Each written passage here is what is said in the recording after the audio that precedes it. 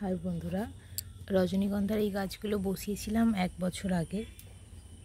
টব পরিষ্কার করার সময় ভাবলাম যে গাছগুলো ফেলে দেব, একটা পলিথিনের মধ্যেই বসিয়ে রাখি। তো তখন বসিয়েছিলাম, 1 বছর পর কত সুন্দর হয়েছে দেখুন।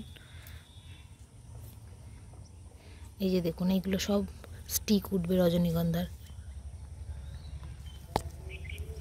একসঙ্গে অনেকগুলো স্টিক উঠছে।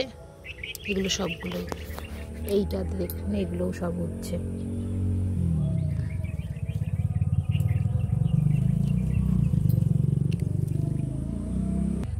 আমি এতে কোনো রকম কীটনাশক ব্যবহার করিনি। দেখতে পাচ্ছেন, এগুলো গোবর সার দিয়েছিলাম।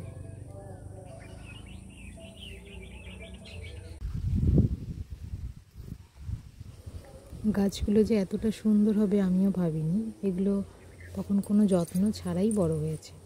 যেহেতু আর কোনো টব ফাঁকা ছিল না, সেই জন্য এই পলিথিনের বস্তার মধ্যেই বসিয়ে রেখেছিলাম। তো এখন তো দেখছি গাছগুলো খুব সুন্দর হয়ে উঠেছে।